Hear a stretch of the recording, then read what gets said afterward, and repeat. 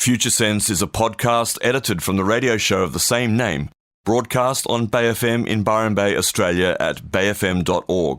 Hosted by Nick Jeans and well-known international futurist Steve McDonald, Future Sense provides a fresh, deep analysis of global trends and emergent technologies. How can we identify the layers of growth, personally, socially, and globally? What are the signs missed, the truths being denied? Science, history, politics, psychology, ancient civilizations, alien contact, the new psychedelic revolution, cryptocurrency and other disruptive and distributed technologies, and much more. This is Future Sense. And you're now tuned to Future Sense here on Bay FM with my co-host, Steve McDonald. Good morning, Steve. Hi, Nick. Lovely to see you here this morning. You've been away for a few days. We'll get to that shortly. We will. Yes, and great pleasure to welcome back to the studio our special guest for about third or fourth time, I think, Dr. Stephen Booth. Thanks, Nick. Good morning. Pleasure to be here. Lovely to see you.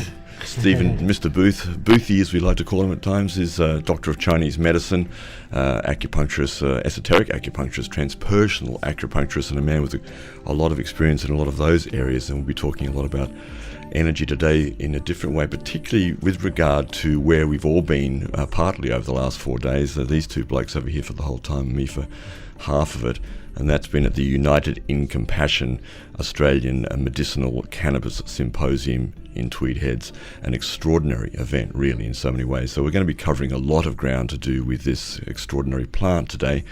And starting probably with a little bit of history, I think, Steve, because a lot of people know the history, but we probably all of us, even though we thought we knew a fair bit about this plant, I think we all discovered a huge amount at this conference.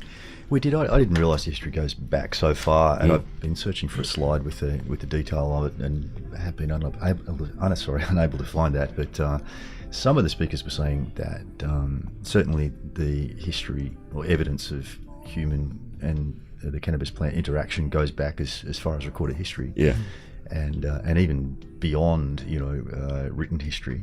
Yeah, Shengnung in China in 2700 BC was the first recorded written history. Well, that's nearly 5,000 years ago. That's pretty good. It is, yeah. And apparently, like, there's material evidence, of cannabis being found in campsites and those sorts of things. It goes back even further, thousands of years. And there's so much in, of course, for many people in this area, many of our listeners, no doubt, everybody's very familiar with this particular plant to one degree or another. But we're going to be talking today particularly about medicinal cannabis and some of the incredible chemistry, the microbiology and the neurobiology of our cells, which connects through the endocannabinoid system in our bodies. We'll talk about that a bit. We'll talk about the communication networks. We'll talk a little bit about opioids. We'll talk a little bit about something called the entourage effect, which we discovered a kind of obvious thing in one sense, and yet perhaps a little bit of a telltale sign, a bellwether at this time in human history. We'll talk a little bit about the medical applications for things like epilepsy. We'll talk a bit about regulation, legality, and the politics of such drug testing and so forth. We'll talk also about the quality of soils and so forth, and how we grow these plants and many others. Lots of stuff to talk about here. Yeah, and as we covered on a previous show, cannabis has played a very big role in the change process as this new paradigm is gradually rolled out in various waves of change, most notably back in the 60s and 70s, of course. And something that we found very, very interesting is the emergence of new paradigm science. So science that's taking a network-centric, humanistic perspective on discovery, which is very, very fascinating. And we had many a giggle as we noted the language and the concepts being presented there and how they fitted with Graves' Layer 6. Very true. Yeah. And before we move on today and play a track, before we launch into this discussion between the three of us this morning, great congratulations to Tamara Smith from the Greens, who's not only held the seat of Ballina, but also increased her majority slightly there, so that well done. It is the case, though, that overall, of course, for those of us who are somewhat more left-leaning, the result of the New South Wales election is possibly not what we hoped for.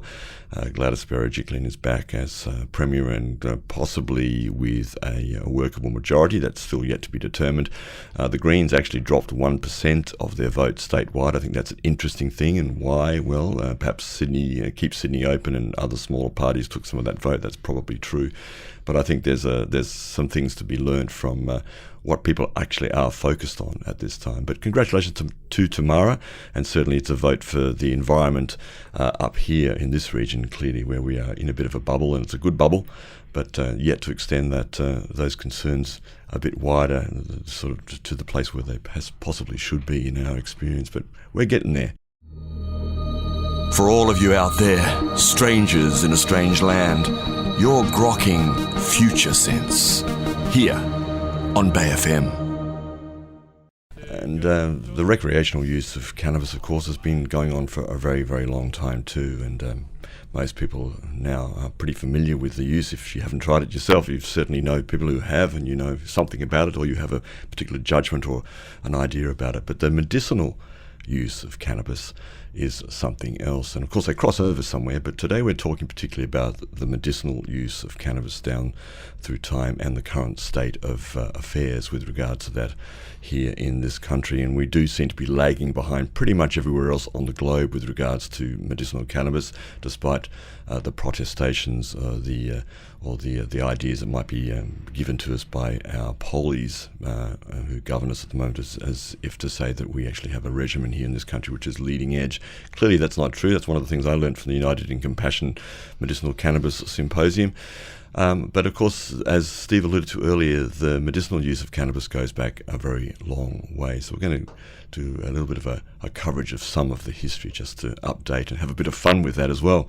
Yeah, you're the expert, Steve, in history. Thanks, Nick.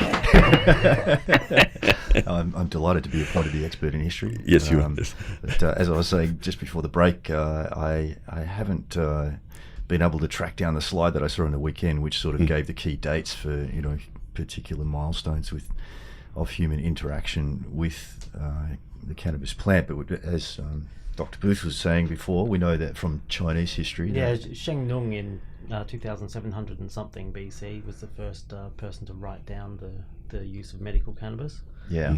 Since then, we've had continuous use in varying ways, except for the last 80 years. There's been a bit of a blip.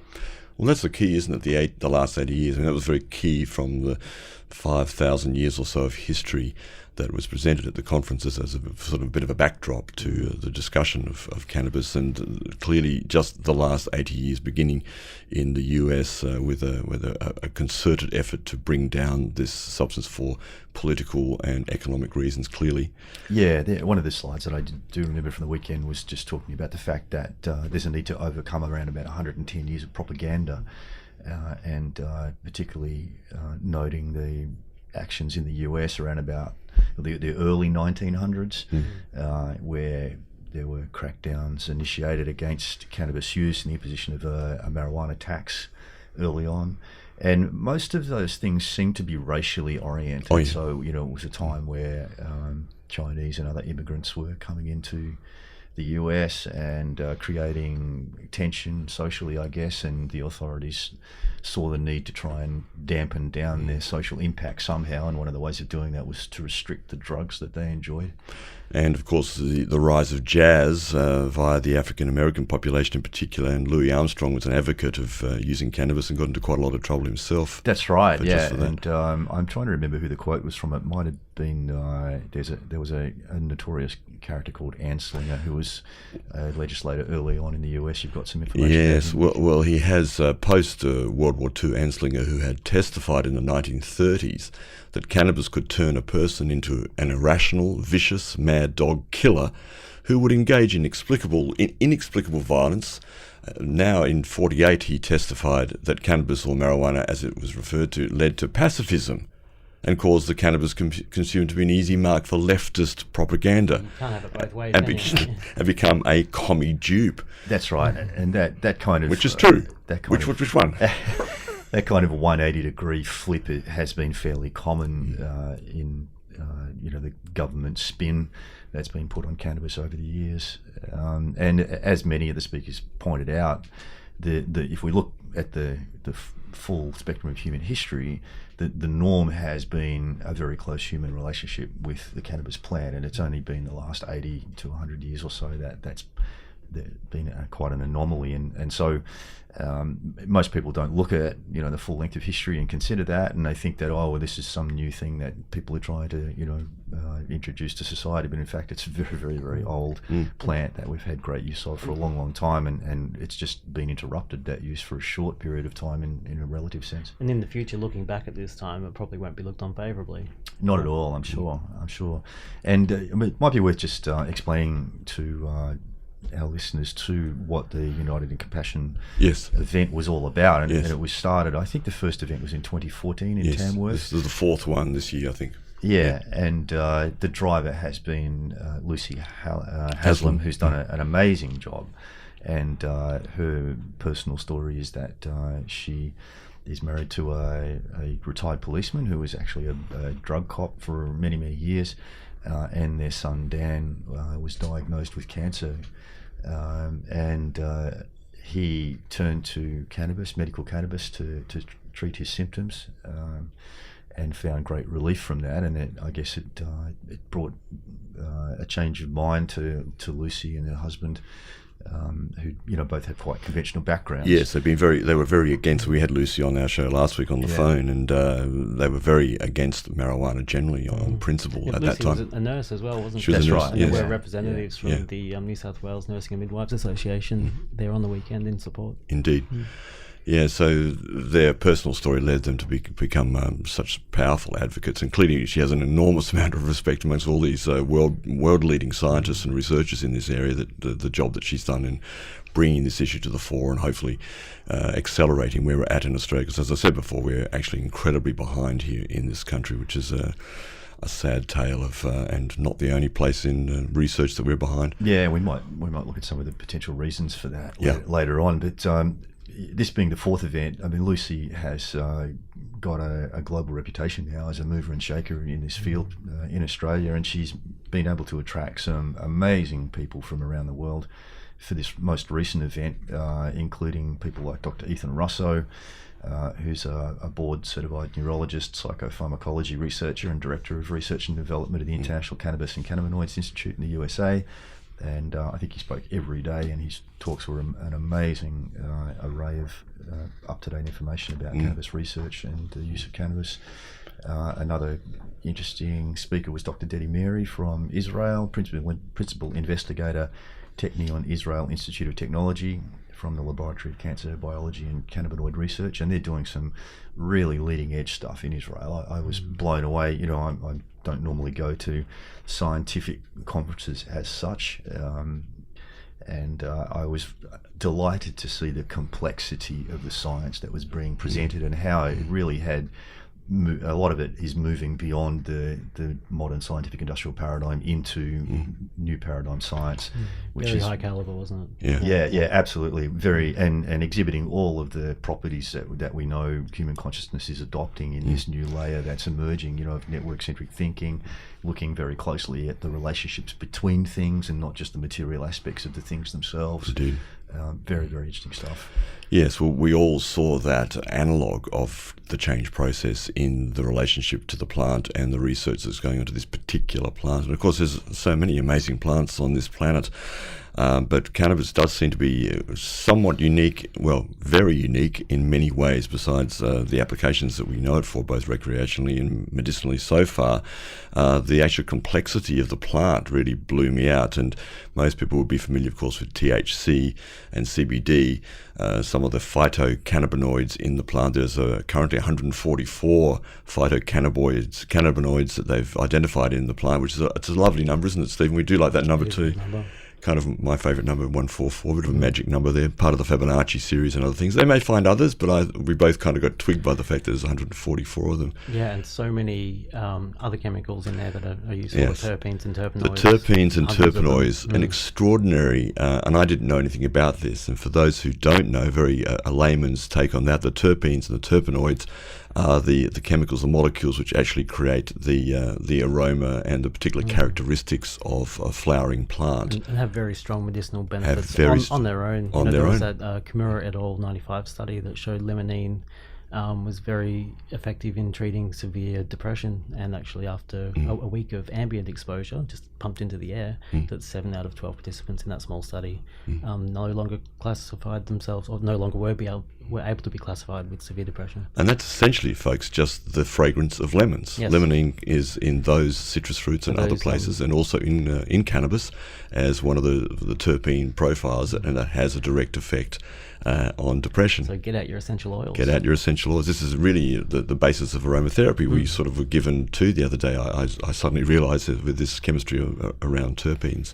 But you can actually adjust the terpene and the terpenoid profile along with the CBD, THC profile in a plant in order to get specific effects for specific people. And the reason that's possible is because of the endocannabinoid system. And because of the complexity as well, your individual makeup of your receptors will affect what the plant does to you. Yeah. And so the same plant might do different things to different people. So it's really that N of one medicine, but also using the very complex makeup of the plant and the way that the cannabinoids and the terpenes work together to create a larger effect than any of those compounds individually. Indeed. Yeah. And the number of different compounds in the plant, like I'd heard bits and pieces in the past, and cannabis has never been an area that I've really delved deeply into from a scientific point of view. But I think they were saying there are, as far as we know so far, 500 plus different compounds in the plant, which is much more than I thought. Yes. Which makes it an extremely complex medicine. Very, very interesting. Indeed. And you mentioned briefly just then N of one medicine. That was a term that came up over the weekend too, and it's this idea of customizing medicine to each individual rather than just having a blanket approach. As a Chinese medicine practitioner, that's something that we're very interested in, is that individualization of treatment. Actually, there are many parallels with Chinese medicine. One of the primary uses of medicinal cannabis is for pain. Pain's a $55 billion industry in Australia. So that's a big effect. And also the fact that people will seek out what works. Regardless of current research and what's being supported. Yes, there's one quote on one of the panels on the second day there with a woman quoted as saying, a mother quoted as saying, caring mothers don't lie, referring to the fact that if you have an experience, even if you're going against the law, you've grown your own, access some CBD from somewhere because you can't damn well get it, and it's actually having an effect on your sick child or your sick brother or whatever, a mother's not going to, there is no reason why a mother's going to lie about the efficacy of this plant. If it works for your child, you'll use it, right? Absolutely. And mother's milk contains endocannabinoids itself, so there's You mentioned the $55 billion industry in pain management in Australia, and that $55 billion is also a figure that's quoted to do with the opioid industry in Australia. It's the same figure, where it came from. because that's what we treat most pain with in Australia currently is the legal pharmaceuticals, the opioids, of which Australia in Tasmania apparently grows some 95%. We looked it up earlier this morning, which is almost of the thebaine variety. Of a certain variety. Yeah, which is used to make medicines like Oxycontin. Oxycontin. Yeah, which is a kind of a new breed of semi-synthetic opioids. Yeah. Opioids are the highest cause of death in prescription medications as well. Should add that in.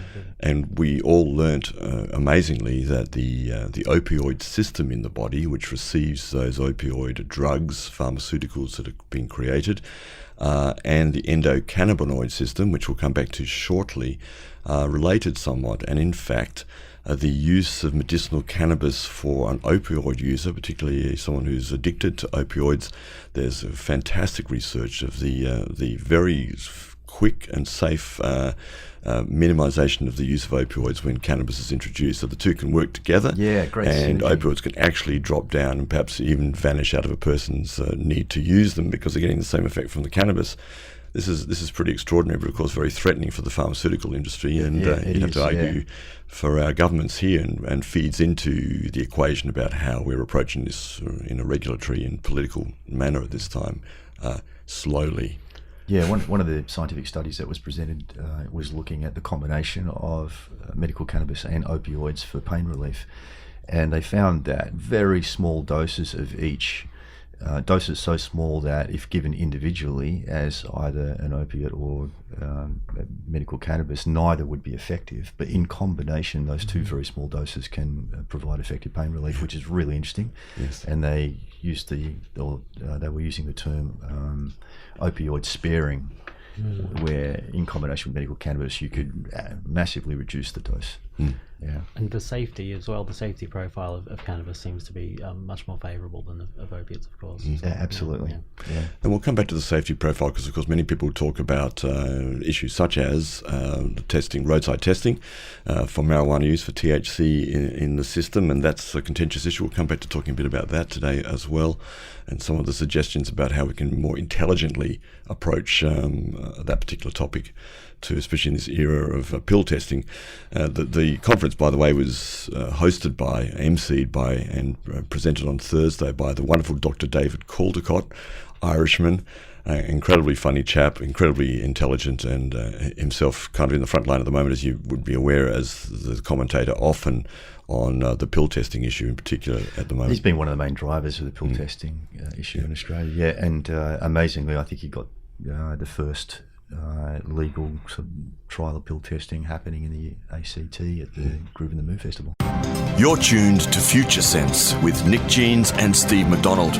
Engage, emerge, activate, and spiral up.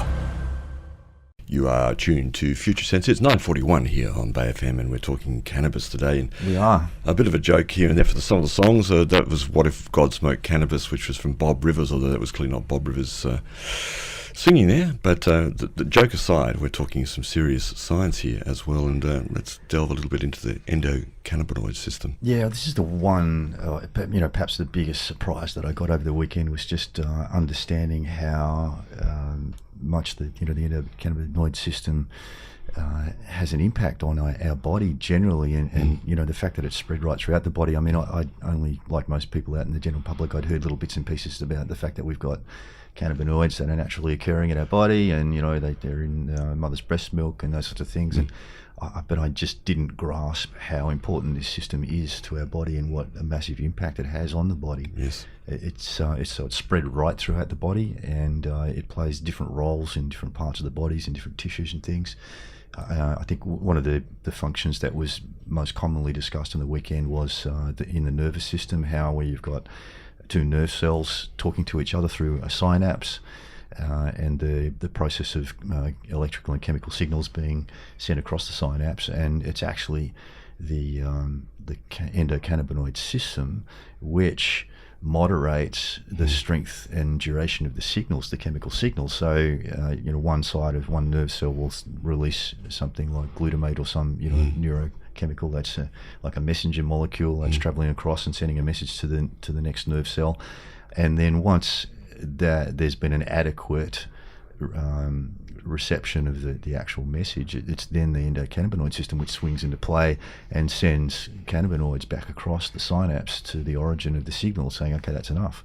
Very, very interesting indeed. It's a complex modulation system as well. It's not just an on and off switch. No, it's that's like right. Thermostat. That's right. Yeah, and one of the presenters, put a picture of a light switch up, and it says this is not how the endocannabinoid system works. It's not just on and off. And then he had a picture of a rheostat, like a dial that could be adjusted to, finally. And so the overall role of this endocannabinoid system seems to be homeostasis in the body, which means it's balancing and evening things out and keeping things as they should be. Exactly, and that is a very, very strong theme of the consciousness shift that's underway globally at the moment. We're at a global scale. We're moving from this old modern scientific industrial way of thinking and being human, which was really driven by this need to be successful at an individual level, and the modus operandi was to push the limits, so taking everything to the extreme. And one of the natural evolutionary kind of responses to that has been, okay, that's enough of that now. We need to moderate our action in society. So it's like this paradigm shift globally is replicating the action of the endocannabinoid system on synaptic. System is an adaptive balancing. Exactly. System. So it's like and the cannabis plant has swelled up and made its presence more known in society, and its impact is to stabilize and slow things down. Yeah, chill out, folks. Just chill out. And of course, this is exactly what we're seeing in the human response to the scientific industrial era. It's okay, too much. Stop it. Slow down. We've made some amazing breakthroughs, and which we've moved forward rapidly in terms of technology, our capacity to travel and communicate and all these sorts of things. Amazing progress. Now we just need to chill out and slow down and actually integrate all of those things that we've all this new technology and capacities. Work collectively with the like the endocannabinoid system works collectively with this the terpene profiles of the plants that create different effects. And more than they would individually. Yeah, that's right, and it plays a key role in allowing the different parts of the body to talk to each other, right? And another thing that I learned on the weekend is this communication between cell receptors, which I'd really never heard of before. And if you're not familiar with biology, folks, if you imagine a cell in the body, and on the outside, on its membrane, there are a whole bunch of little receptors which are there to be able to receive messages in the form of ligands or chemical messengers, chemical compounds, and different types of messages different types of compounds carry different messages for the cell, and the cell can have many different types of receptors on it, and so it's getting a combination of different messages, and it's not just a matter of like receiving a single message, but it's not a telegram. It's a complex. It's a complex communication system. Lots of information going through. Yeah, exactly. And these endocannabinoids play a very critical role in that. And so, there's this massive similarity between what's happening to consciousness on a global scale, where we've been through this crazy active period of the modern scientific industrial. It's been amazing. I mean, we've developed all this incredible technology which allows us to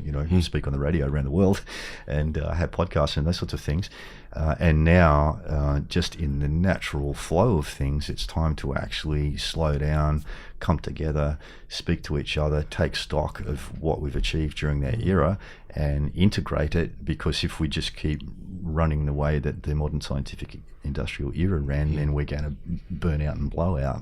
And of course that is happening on a small scale in various parts of the world to various people. It's interesting too with what you're saying. Of course, this period that we're moving out of is also characterized, as you're suggesting, by, in one word, reductionism, going in and splitting things up to understand them. And as you said, Steve, this has created a number of advancements in technology, and a lot of what we're doing now today is a result of that ability to take things apart and understand them. But now cannabis seems to be a very good example of how that understanding on a reductionist level, taking this plant apart and understanding it in this way, and now actually bringing it back together and seeing that this is a whole network system in this plant, which then networks the human body and beyond in this way. So it's an amazing analog for this time, as you're saying. It is, and really the perfect medicine.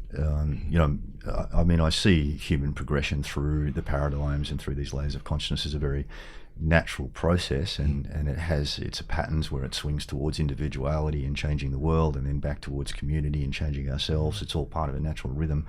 But some folks, particularly who are very much in the paradigm shift themselves, I mean, the natural human response is to reject the old and to highlight the new.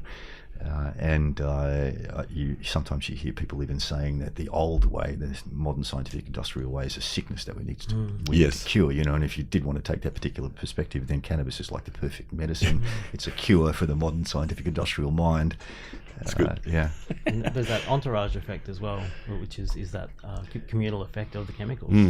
That's right. Yeah. So this is quite a big aha moment for all of us, even though it's pretty obvious to us and to many of you out there. Nevertheless, explain what the entourage effect actually is. What it's saying is that if you isolate any one of the active compounds in the plant and use it on its own as a medicine, then the science is showing that it's going to be much less effective than using the whole plant itself. And the whole plant has this amazing, huge array of compounds which have many different healing effects. and these compounds work in conjunction with each other. The entourage effect, you could also call it the network effect, right?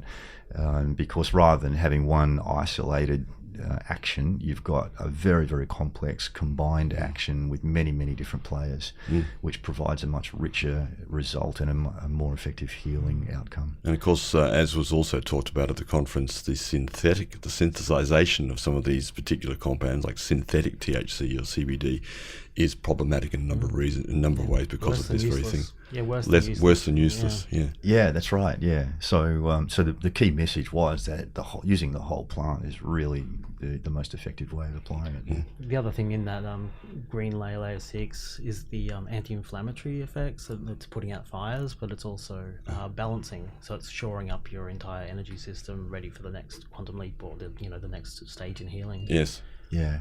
Yeah, and that, just to sort of analyse the language there, inflammation, right, on fire. And isn't that also a wonderful descriptor of the modern scientific industrial era? We've been putting people on these giant flaming rockets and sending them into space, for example. Yes, and to counter that, I love the word that was used much on the weekend, and that was infloration. Yeah. The flowering, the inflorescence of a plant, and that natural, evolutionary, and sacred geometrical unfolding of the flowers of plants, of the flowers of our being. That's right. And instead of lighting things up and let's blow something up and see what happens then. And in this amazing similarity that we're seeing between the characteristics of the shifting of human consciousness and the nature of the cannabis plant and its action, there's fractal layers. It's the flower of the plant is not just a flower, is it? It's a combination it's a massive collection of flowers. Magnificent. In what we call the bud. It's not just a single flower, it's a whole bunch of flowers working together. Yeah. Exactly. Very interesting. You're resonating right now on Future Sense with Steve McDonald and Nick Jeans. It's just coming up to 10 o'clock here on Future Sense, and we haven't mentioned the text line. Usually we get quite a few texts in, comes and goes different weeks, but if you are nearby your text, you're not driving, and you want to drop a question or any response to what we're talking about, please do 04-373 41119 04-373-41119 comes up here on the computer. And just while I'm mentioning that too, you can also check out our Twitter feed, and our podcasts arrive on there a couple of days after each show, and that is at Future Sense Show. We are here, myself, Nick Jeans, my co-host Steve McDonald, and our special guest this morning, Dr. Stephen Booth, and we're talking about cannabis, having all of us attended the United in Compassion Australian Medicinal Cannabis Symposium in Tweed Heads, and as you can hear, we're all a bit enamoured by, carried away with, and stimulated and excited by, in quite a random way, as Stephen Booth said off air. It's similar to cannabis, really. It's all sort of connected, and we just sort of jump from one thing to the other, and that's okay. But let's look at about a few more specifics here, Steve. Yeah, we've got notes from presentations all across the weekend. We may sound like we're jumping around a bit at times, but we'll just trawl through those and dig out a few things that are definitely of interest to our listener base. And one of the big points that was made, of course, was the prevalence of some really bad science that's been put forward and been used to spread government propaganda, trying to portray cannabis as an evil plant and something that will damage you and all this sort of stuff. And a lot of those myths were busted very, very effectively by some of the world's leading medical cannabis scientists over the weekend up there at Coolangatta Tweed Heads. And some of the things that they spoke about were the fact that because of prohibition and because of this campaign that's been running for around 110 years or so against the cannabis plant and our use of it, much of the funding that's been put forward, especially by governments, has been put forward with the specific purpose of proving things wrong with the plant.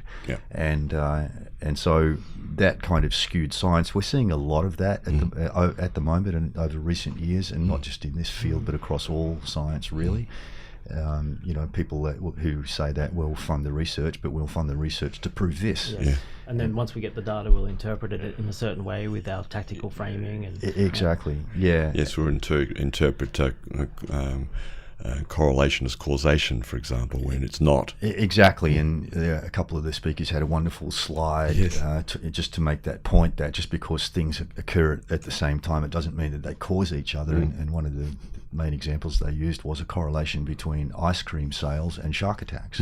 And if you plot out, the volume of ice cream sales during the year, of course they peak in the summertime, and the summertime the weather is warm, and some people go swimming in the ocean, and there are more shark attacks. But that doesn't mean that more ice cream sales causes more shark attacks. It might depend on the flavour. It could but be. Anyway, that's another. Yeah, stay away from the strawberry. Stay away from the strawberry. That's a serious study area of future study, I think. I've never seen fish flavoured ice cream, but never know. I'm sure it's out there somewhere. It's in the market. Yeah. And so, this harps back to the consciousness of the modern scientific industrial era, and the fact that it itself grew out of the authoritarian agricultural era, where all information was given by a higher authority, and often that higher authority was God, and so we just accepted what we were told. And people in society generally always looked to a higher authority to tell them what was right, what was wrong, how to live life, what's good, what's bad. And with the scientific revolution and the industrial revolution, our mindset changed, and we figured out that, okay, we can actually discover the truth through a process which we called science, of experimentation and testing, to find the best options and the facts about things.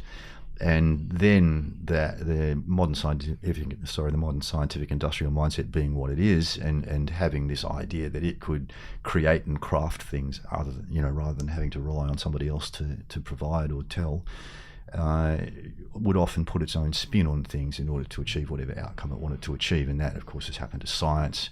It's shifted the way that science is funded and the way that science is done, and people will even suppress scientific results which don't fit with what they want to prove. And we've seen a lot of that in the pharmaceutical industry, particularly around things like antidepressants, where an enormous number of the clinical trials that have been done with antidepressants haven't produced any clear outcomes. I think in the vast majority of them, the actual antidepressant medications have performed no better than placebo.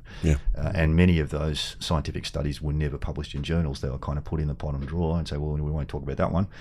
A small percentage of them were published, and they weren't even particularly good. And this is in specific cases. That's right. So cannabis has been subject to that same kind of thing, and that is an issue right across science. And we often talk about this on the show in relation to other fields of endeavour as well. And over the coming years, as this paradigm shift continues, and we see the emergence of more network-centric humanistic thinking from the next layer of consciousness, layer 6 in Gross's model, we're going to see revelations, and it is going to really have a massive impact on people's opinion towards science. And I personally am predicting a major social crisis and loss of confidence in science altogether over the next 10 years in particular. Though it is good to see, having been at this symposium, the quality level and clarity of these particular scientists in this particular field. Hard to argue with where they're coming from, how they're doing their work. There were some really clever scientists there. Indeed. And some passionate people, and even in Australia we have had some great people involved, like the Lambert Institute seem to be doing really good work. That's right, and the best of it is science. It's new paradigm science. It's science being done from this expanded consciousness, which is taking into account the network effect and all of these other things. I mean, you mentioned antidepressants there. We already talked about opioids. Those two genres, so to speak, those types of drugs, what the right word is, for pain in particular, various types, and for mental disorders. Those two are, in fact, the two major uses for medicinal cannabis anyway. So that's rather interesting there politically, and we don't even have to talk about conspiracy theories here. It's pretty straightforward, isn't it? There's a lot of money involved in this, and a natural plant like cannabis, which can't be owned as much as they're trying to own it in various ways, that actually may be more efficacious, more natural, and the entourage effect be more interesting, that actually this networked plant applied specifically to the specific endocannabinoid system in a particular person's body with particular issues, that the targeted use of this in this way, it may be so efficacious to literally wipe off the planet some of these legal pharmaceuticals that are not doing the job very well anyway, and uses we cause haven't addictions. discussed, like preventative medicine or anti-hygienic use and all the other things Yes. that are potential uses. Indeed. Yeah, and the pain medicine industry is massive, worth an awful lot of money, and it itself is problematic because the medications that they're providing are a major cause of death. And I was just reading some statistics this morning which said that since the year 2000, and this article that I was looking at was written a couple of years ago, since the year 2000, something like 200,000 Americans have died from opioid overdoses. And in one single year, up to the time this article was written, it was something like 30,000 people had died. And of course, prescription medications are the major cause of overdose deaths here in Australia also. And so medical, been the biggest yeah, of those, yeah. And so, there's an argument here that medical cannabis is providing a solution to that problem in that A, it addresses pain, and B, it also enables the reduction of opioid use, and that what we were talking before about that opioid sparing mechanism where very small doses of medical cannabis and very small doses of opioids provide effective pain relief, and neither of those on their own at those small doses would do the job, but in combination they have a synergistic effect. People will go out of their way and put themselves at risk to access this stuff because it works. That's really saying something, isn't it? That is saying something, yeah. And of course, John Easterling, who is famously Olivia Newton-John's husband, made the point that here in Australia, and we can only estimate the number of people who are using or who need medical cannabis at the moment because much of it is underground, but I think the estimate was that there are probably around about 30,000 medical cannabis users. Could have been as high as 300,000 according to some that's identified legally, and the point was that they estimate that it's probably more likely 300,000. It may well be larger than that. We really and don't only know. 3,000 of those, whatever that number is, are actually have legal access. Have access. And only a small percentage of those actually get it. about a third of those can actually afford to actually obtain the medicine. So people are getting scripts, which is hard enough, but they're unable to fulfill them. Yeah, that's right. Yeah, and John spoke at the dinner we had over the weekend at the symposium, and made the point that if that figure's correct, and there are 300,000 patients in Australia who need access to medical cannabis, then the government system that's been put in place is currently supplying about 3 of them.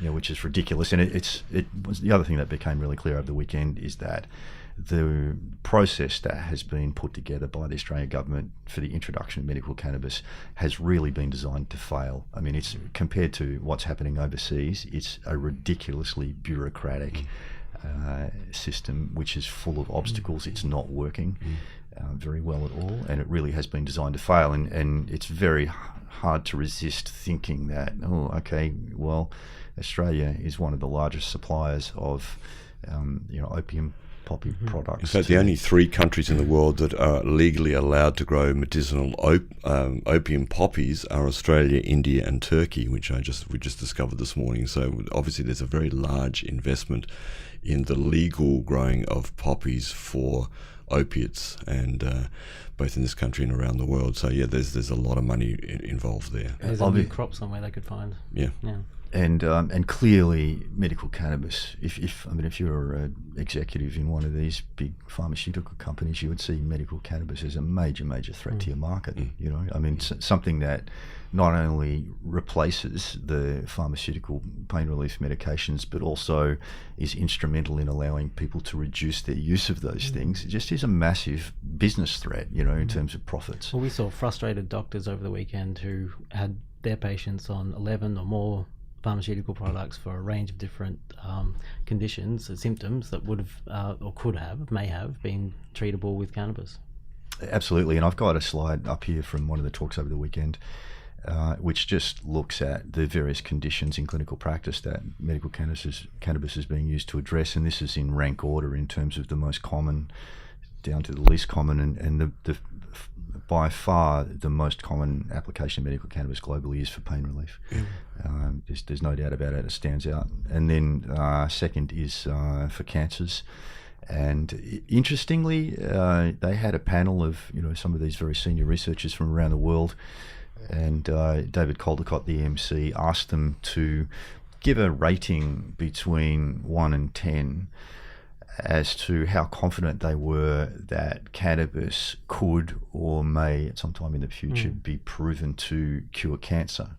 And the general feeling was to give it a score of around 2 out of 10. So there's not a lot of evidence, in fact, bugger all evidence that cannabis cures cancer. Some of the studies that have been done have been for adjunctive therapies around cancer, like chemotherapy treatment causing nausea and so on, and it's shown to be very effective in those cases. Extremely effective. And for the pain, of course. Yeah, so for addressing associated symptoms, but in terms of actually curing cancer, it's still very early days in terms of our understanding there. And one of the doctors, I think it was Dr. Hergenrather maybe, from San Francisco, was saying that in his private practice he's treated probably about 400 cancer patients over the space of many years. I think he said something like 20-something years. Time, yeah. And they had been given medical cannabis for their cancer, and none of them survived the cancer. So that's pretty telling, and yet it's proving to be extremely useful in addressing associated symptoms from pain cancer and anxiety and fear of end of life and everything really. Yeah, all sorts of things, and reducing the impact of radiation. And nausea and all that. One of the slides that you sent us regarding this, I think from the Lambert Initiative, talks about and it's quite a lot of information here, but just the summary is that the total Australian health system saving of bringing medicinal cannabis online over time would be $1.2 to $1.3 billion a year, growing to $3 to $3.2 billion per year by 2045 for palliative and chronic pain care with aging, particularly with the aging of baby boomers. So, there's a massive saving. That's right. All we need is a forward-thinking politician, who thinks further ahead than the next election. And a big part of the issue here is, let's be clear, is that the mindset associated with many of our politicians and the way they approach their work is really one from the old paradigm, which is the modern scientific industrial way, which tends to think in much shorter time frames. As we look at these swings and the movement between evolutionary paradigms, they alternate between individually oriented, where the motivation is to want to change the world, and those always think in short periods of time because they really want to change the world now. And then the communal paradigms, which we're moving to right at the moment, generally think in much longer terms, and also are interested in changing themselves to fit with what the world needs. And there were some green politicians at the event too. Yeah, of course. Richard Di Natale was there, and also Fiona Patton. Both of them were very active and spoke at different times and participated in discussion panels and things. And I just might skip back to this list of conditions that medical cannabis is being applied for. So pain, number 1, cancers, number 2, mental disorders, number 3, anxiety, PTSD, ADD, all kinds of mental disorders, which for some people I know will be counterintuitive because, again, this is one of the myths that was busted on the weekend, was that cannabis causes mental conditions. And really what the science is saying, and this is the best science that anybody has access to globally, really, that was being presented on the weekend, is that in the case of schizophrenia, if somebody is predisposed, in other words, they have some underlying schizophrenic condition that hasn't presented itself, then the use of cannabis can bring on the pre-existing the symptoms that might have occurred later on. Yeah, exactly. And I think the complexity of the plant as well, because you can have cannabis isn't one thing. You can have a sedating type of cannabis, or a chemical that is will reduce anxiety, or one that can make you more alert. Exactly. We talked about the terpenes before, and you mentioned the limonene, and limonene can do exactly. It can lighten you up and make you alive again. But if you have the terpene that's associated with things like lavender, which can also be found, then suddenly you'll find yourself relaxing and possibly falling asleep. Good point, Steve. That was really clear in the research that's coming out of Israel, where they're doing a very, very detailed mapping of various chemovars, as they call them, so, which are essentially chemical varieties of the plant. Yes.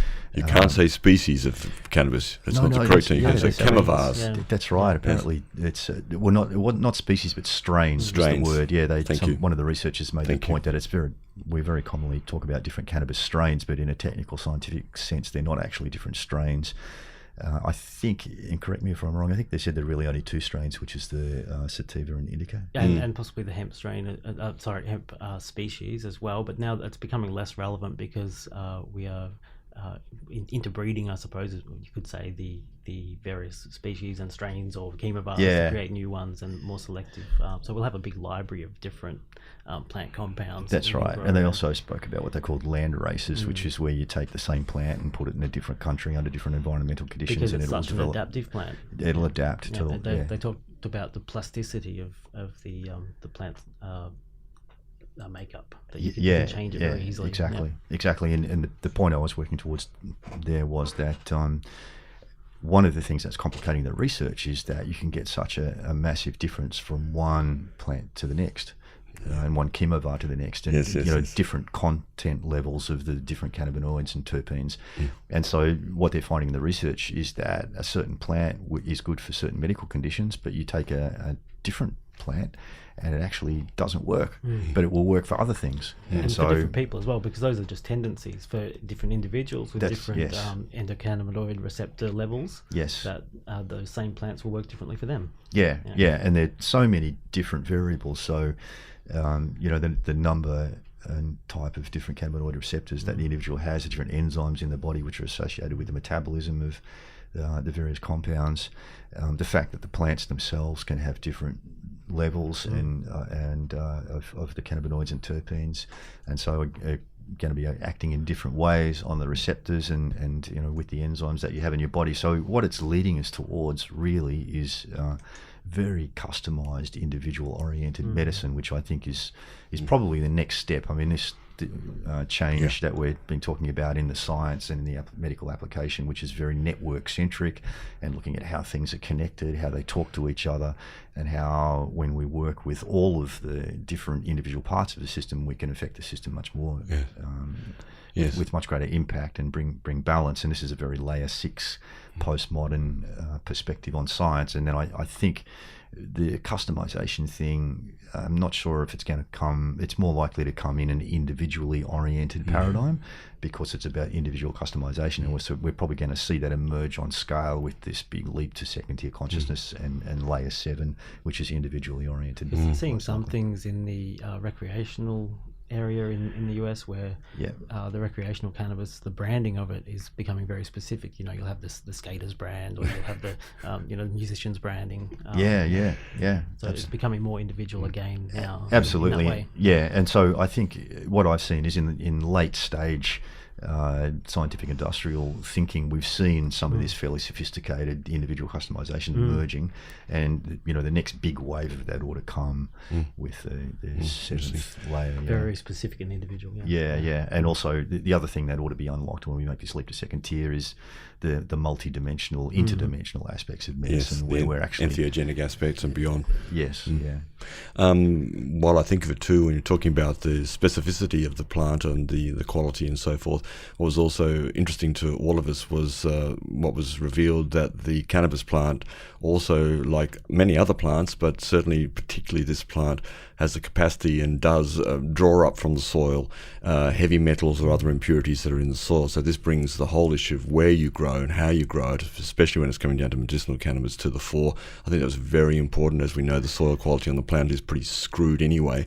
But when it comes to cannabis, and we're talking about medicinal, and in fact, if people are smoking the stuff, it's kind of important to know what sort of soil that plant has been grown in. That's right. And again, this is another one of the confounders of the science, is looking at, this is the plant that we used in this particular medical study, and then doing an analysis on anything that undesirable that might actually be in the plant, like pesticides, heavy metals, and those sorts of things, which we're starting to think about. And there was, of course, a lot of discussion about the permission to grow your own medicine in your backyard issue, and I think everybody was, in a very general sense, supportive of that, but also what's your soil like? The scientists made the point that really, and actually in practice, a lot of the people who are really sick and using medical cannabis at the moment, most of them don't really want to grow their own stuff because they're sick, and so they've got better things to do.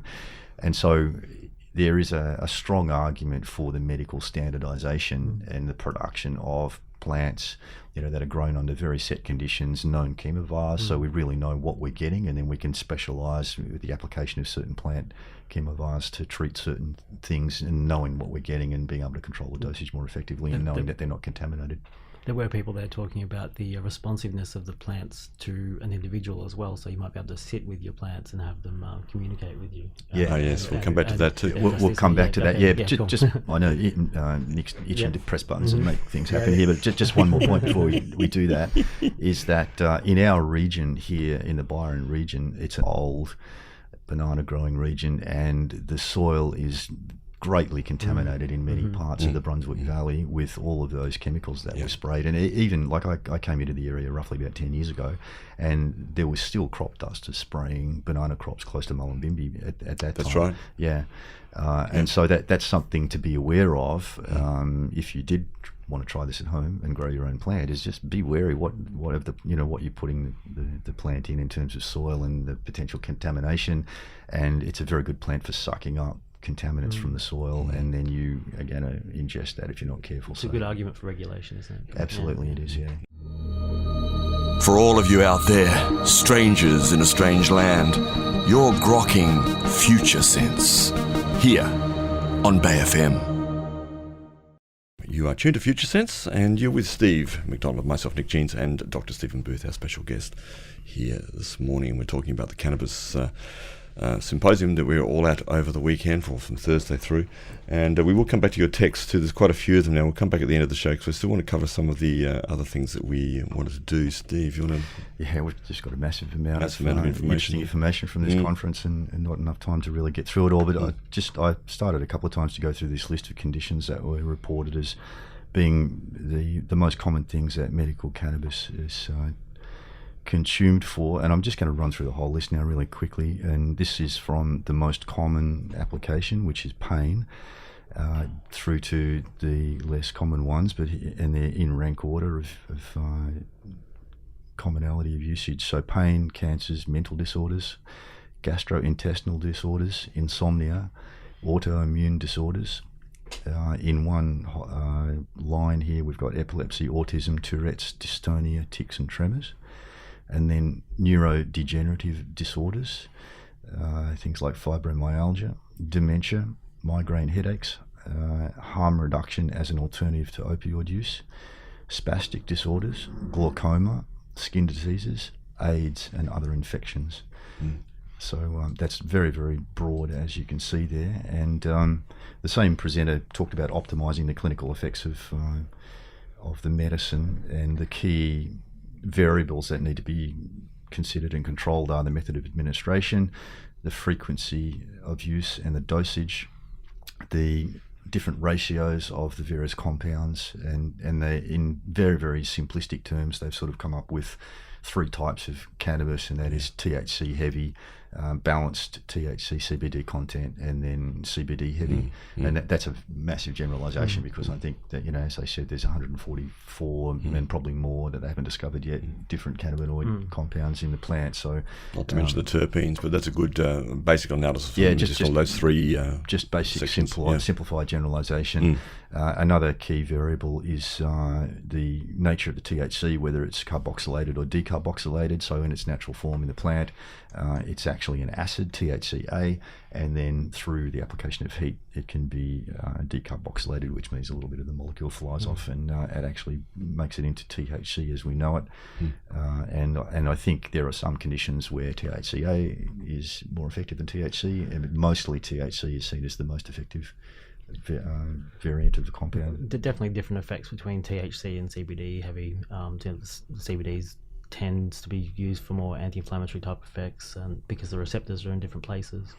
The CBD type is usually immune type conditions that might be given for, where the THC is more central nervous system and has more mental effects. Spoke about methods of administration when smoked and vaporized.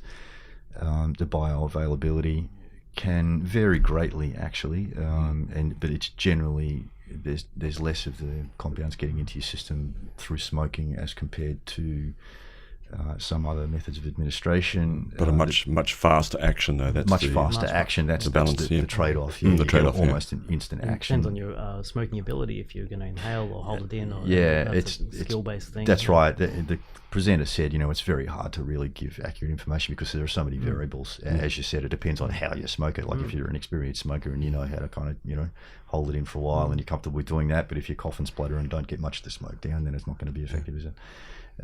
But that was the other thing, and there was a whole section of the conference which was looking at potential harms, and what the science is saying about that. And one of the clear things that came out is that there is no substantial link that's been established between smoking cannabis and lung cancer. No, basically, they're saying it's just not an issue. It doesn't happen. Well, it has a history of use for bronchodilatory effects and vasodilator and used for asthma and yes, that's right. I think was it Queen Victoria that was administered? She was cannabis given it for for menstrual endometriosis or menstrual pains, but some others have also been given it for asthma too. So yes, and the only medical condition that has been clearly identified through good science that might result from smoking is an increase in mucus in the throat, which, if it builds up, can lead to a cough.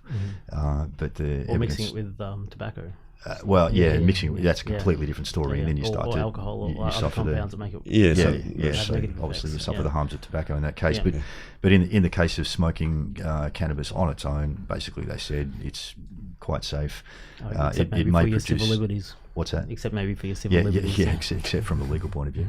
And they said, even if you do develop mucus and a cough from it, just simply by stopping for a while, and that will be resolved, and then you can get back at it again. So they say. And another interesting thing was that there is some adaptation that happens. So so your response to a particular dose of cannabis may change over time as your body gets used to it. And they were saying that it's very easy to reset your system just by stopping for a few days.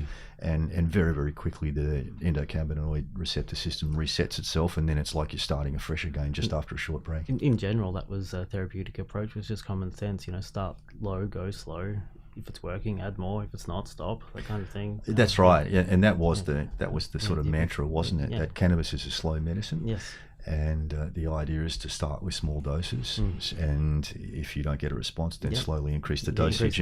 And because of the massive variation from one plant to the next, and the difficulty in working out, what is actually in each particular individual plant, then that titration process is recommended by all of these very experienced practitioners that were speaking at the conference. Is start small and just slowly increase the dose over time until you get the required effect. Particularly for the high THC compounds.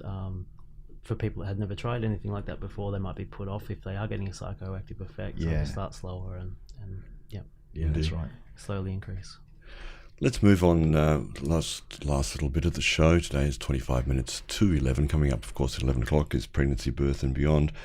Let's move a little bit to the legality, to the regulations, and that whole area, which was talked about, of course, a lot at the conference, because there's a great deal of frustration, not only, as we've already said, the many people out there, patients who are seeking to use medicinal cannabis in one form or the other, and the loopholes that they've got to jump through to get to that point, but the researchers themselves and the scientists who, with all the evidence on the table, clearly go, well, there is something seriously wrong here. There's a disjunct between what is clearly research-driven, good science, and the very slow, if not glacial, response of the regulatory bodies and politics. There's a slide you've got here from the Lambert driving study. It's just generally from Ian McGregor, the Lambert Institute, which looks at the barriers to cannabis research. And a couple of these here, specific regulatory barriers, including the classification of cannabis as a Schedule 1 substance, we'll come back to that impede the advancement of cannabis and cannabinoid research. 2, it's often difficult, as you've also alluded to, Steve, for researchers to gain access to the quantity, quality, and type of cannabis product necessary to address specific research questions on the health effects of cannabis use. 3, a diverse network of funders is needed to support cannabis and cannabinoid research that explores the beneficial and harmful health effects of cannabis use, if there are any. And lastly, to develop conclusive evidence for the effects of cannabis use on short and long-term health outcomes, improvements and standardization in research methodology, including those used in controlled trials and observational studies, are all needed. One of the confounding issues, particularly in the USA, is the only place that you can get legal plant material is from NIDA, the National Institute of Drug Abuse. So they're the only ones who legally grow and provide to researchers, and they're really, really bad at growing cannabis. And so there were some reports by some researchers saying it was just such poor quality. It's really shitty. Maybe even mouldy and a few things, And so that obviously affects the research outcome. So it's just another way that the science has been skewed in the wrong direction. Now, some of the presenters are talking about a new regulatory body aside from the Therapeutic Goods Administration, the TGA, which administers all of these things in Australia, similarly to the FDA in America. Can you flesh that out a little bit? What was talked about the new potential for a regulatory body to look after cannabis? Yeah, I think the key thing is that everyone agrees that the TGA is not equipped to manage the introduction of medical cannabis adequately, and we really need an independent regulatory body. Advisor, if not a regulator. Yeah, that understands the nature of medical cannabis, and the point was made that it's really not a drug. Unless you extract some compounds from the plant itself and make a drug, it's actually a medicinal plant. It's a herbal medicine. Yeah, it's a herbal medicine, and it needs to be treated as such. It's not. It shouldn't be regulated in the same way that a pharmaceutical drug is regulated. And there's a double standard in the research as well. If it was any other drug, it would be approved. Yeah. No, that's right, and this is very clear also in the legal issues around random drug testing. Of drivers, is that cannabis is being treated differently than other medicinal drugs. I mean, if you look at benzodiazepines, for example, most people would know those as under brand names like Valium.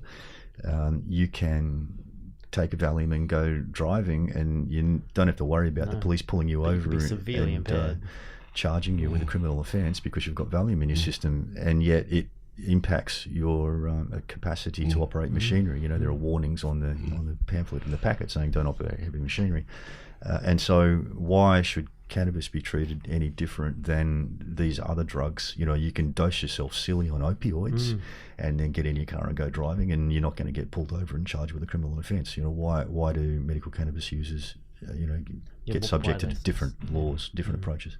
It's just not fair. And the relevance of concentrations of THC in the blood to impairment just are non-existent. Well, this is the thing, isn't it? It's complex. I mean, you can have THC in your blood and not be impaired, not having even smoked it or taken it in any form whatsoever for several days or weeks, even in some cases.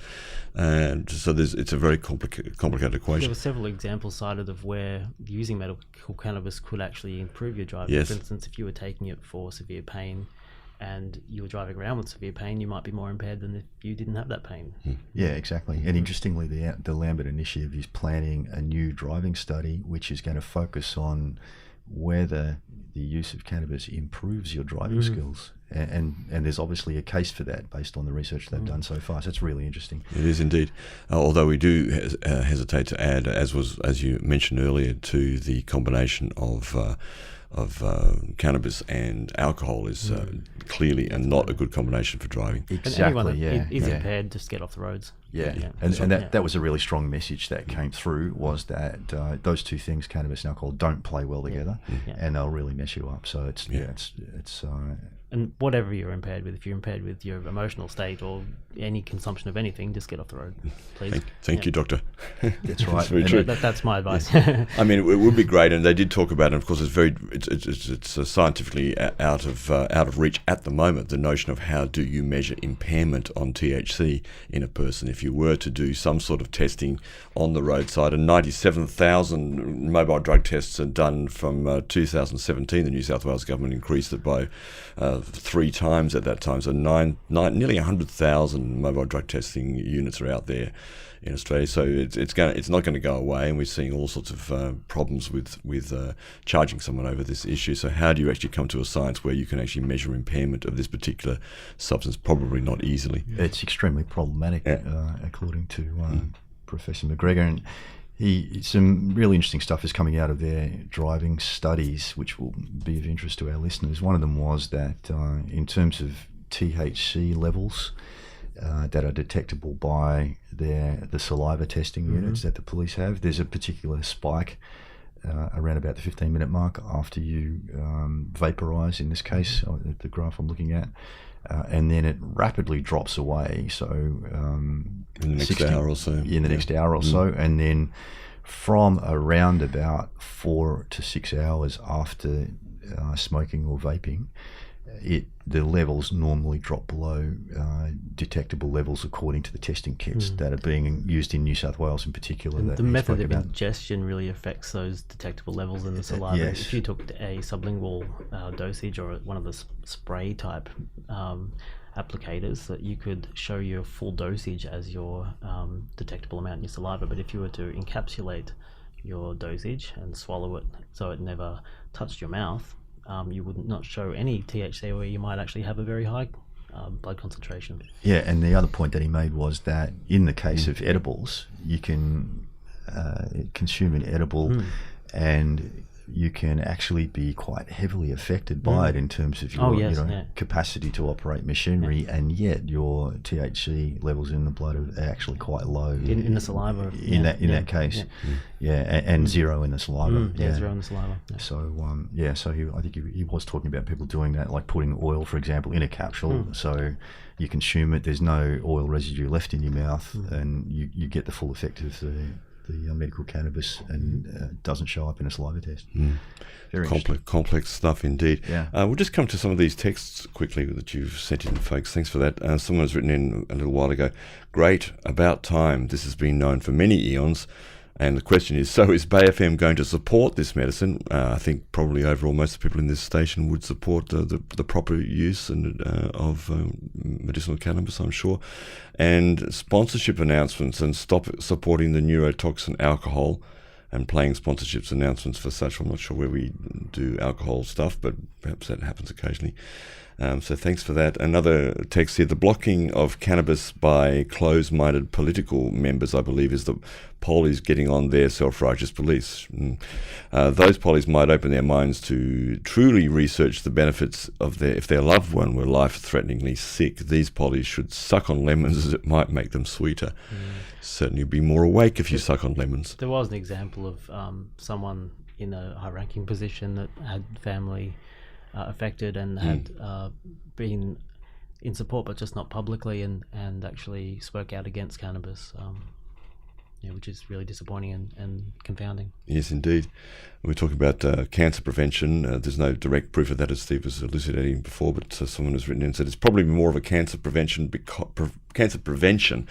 because if the oil helps the body to have less pain and sleep better than that, then that's a win-win. Of course, that's true. Yeah, I think that's quite true. And one of the other things that came out over the weekend is that cannabis has a neuroprotective effect, which is very interesting. Yeah, indeed. Someone has said also don't forget the world is flat. Thank you for that. And someone said about I guess we're talking about the little harm that generally was presented at the conference. And when I say little harm, there was certainly research to suggest that certain situations, we touched on a couple of those today, that if you have a psychological problem, particularly if you're young, it might exacerbate a pre-existing condition. So that's clear, but there are others. But generally speaking, the research was incredibly positive. But someone has written in, actually that's not quite true. There is a medically diagnosed allergy to cannabis called a cannabinoid hypermesis or something like that. It leads to profuse vomiting for days. A client of this person's had it. Great show, though. Thanks, Tian. Hyperemesis. Yeah, that's true. Of course, there are isolated conditions. We're talking in very general terms. The immediate treatment for that as well is to use black peppercorns or the extract from peppers, the I love the peppercorn, yeah. the peppercorn terpene. It's an exciting component. I thought I love that because I love black pepper myself. You know, and I just have a slide in front of me just randomly here. An autism patient. You know, our child had a 30% improvement with cannabis. We have never had this success with conventional medication. The improvement was apparent to both the special needs teacher and the teacher aide, and he got along really well with his cousins at a family outing and had no impulsive outbreaks. I mean, seriously, this is a big movement here in these kind of really serious issues of our time. It is interesting, and in those sorts of behavioural conditions, interestingly, you know, the general feeling that you have when you consume cannabis is that everything slows down and everything's kind of more chilled, and then that is the result of, you know, synaptic changes whereby the endocannabinoids are moderating the neurotransmitters, which might normally create an excited condition that causes somebody to act impulsively. And with the use of the medical cannabis, you know, the whole system is just being stabilized and slowed down. And in the case of, you know, things like autism and ADHD, and what an improvement in quality of life, not just the patient but everyone around as well. You know. Yeah. Someone's also just written in about impairment, and this is a good point. We can learn a lot from impairment approaches that are implemented by the US and Colorado police. We'll have to look into that. Thanks for that. No doubt they're a lot further along than we are. You're resonating right now on Future Sense with Steve McDonald and Nick Jeans. It's 10:52 here, and you're tuned to Future Sense, and myself, Nick Jeans, Steve McDonald, and our special guest, Dr. Stephen Booth. We're in the last few moments before pregnancy, birth and beyond, and talking today about medicinal cannabis. And one other text has come in, very important question. Tuning in late, so maybe you've covered it, but what about youth brain being damaged by THC? Also, that youth will likely take too much. With a child, this is my concern. Good question. See if we can look at some of those last minutes. What I'm going to do is I'm just going to read from some slides that were presented by Dr. Donald Abrams, who's Professor of Clinical Medicine at the University of California, San Francisco. And certainly, like from a developmental psychology point of view, a Gravesian point of view, it is fair to say that during those teenage developmental years, it is predictable that both males and females will have difficulty moderating behaviours, because that moderation capacity comes from the final development of the frontal lobes, which doesn't usually occur until into the 20s. Yeah. So it's normal for kids to be overdoing things and not know when to stop and not think about cause and effect, okay? And certainly they need guidance around that, there's no doubt. So let me just randomly read through. Just on that question, it sounded like it might have been about recreational use as well, not medicinal use, and a lot of medicinal use is for even very young children who might have epilepsy. That's right, and you also have you have to distinguish between the potential, biological impact in terms of like a impact on biological functioning versus social impact. And if somebody's smoking weed, then they're probably just going to feel like sitting around at home and relaxing, right? And they're not going to be rushing out and being too social. Wanting to fight wars and all that stuff. But that's a behavioural issue. It's not a retardation or development issue necessarily. Right. Yes. So a few quick facts from slides here in the last few moments of the show. There's limited evidence. Hang on. Sorry. A lot of the science that was presented in the context of there being really limited evidence for a lot of the common sort of arguments which are put out there in terms of damage to development and those sorts of things. And science being science, like true science is never finished, okay? Science is always an open question, and all we can say is, okay, right at the moment, the evidence that we have so far is that, there's limited evidence. There's not much evidence at all to support some of these ideas. Yes. In the area of prenatal, perinatal, and neonatal outcomes, smoking cannabis during pregnancy is linked to lower birth weight in the infant. Usually that birth weight is recovered quite quickly after birth. And the relationship between smoking cannabis during pregnancy and other pregnancy and childhood outcomes is unclear. In other words, there's no clear evidence for it. There was a study from Jamaica, I think, with 12,000 pregnant women that looked at this, and as you said, a smaller birth weight, but that was caught up within, I think, 3 months. And the interesting thing is, longer term, those children whose mothers had smoked cannabis during pregnancy tended to have a slightly higher IQ later on in life. So that's a sort of contraindication to that. Don't sort of jump out and start smoking, though, just on that. Some of the systematic reviews had to exclude some of that data because the person overseeing it, the supervisor, said that they were Earth mothers, you couldn't count those mothers because they're not your average population. Oh, It the was a Earth Rastafarian mothers. thing. God bless them. Quickly back to my, Yes, my go list on. of things. Go right ahead. Psychosocial stuff. Recent cannabis use impairs the performance in cognitive domains of learning, memory, and attention. I think we all probably have a general idea that happens. Recent use may be defined as cannabis use within 24 hours. And of course, that's not a lasting effect, it's just a temporary effect.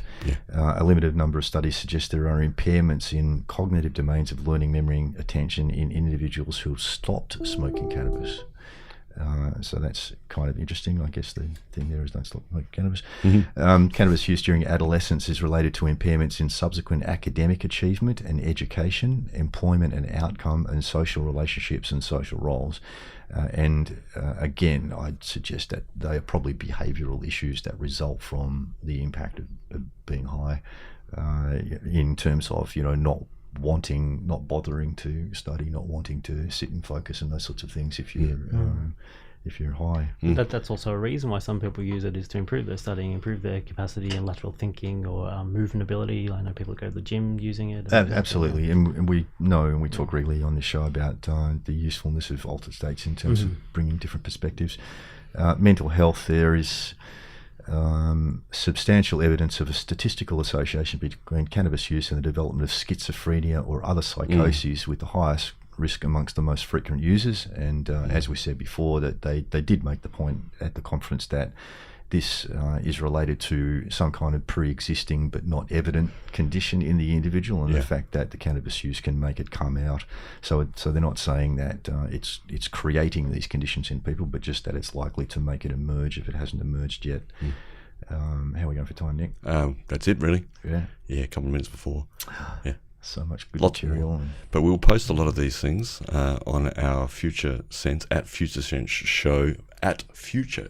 Show Twitter account, and various other places, and you'll be able to listen to the podcast in a couple of days too. But lots more to talk about, and we'll no doubt not finish talking about this subject in the future anyway. I'm sure we'll mention it again. Yeah, we will. Thanks very much, Steve McDonald, and our special guest, Stephen Booth. Thanks for having me back. Stephen Booth. Yeah, thank you. Great. Any time at all, my friend. Any time at all. We'll see you soon. See you next week. Bye-bye. Cheers. You've been listening to Future Sense, a podcast edited from the radio show of the same name, broadcast on Bay FM in Byron Bay, Australia, at bayfm.org. Future Sense is available on iTunes and SoundCloud. The future is here now. It's just not evenly distributed.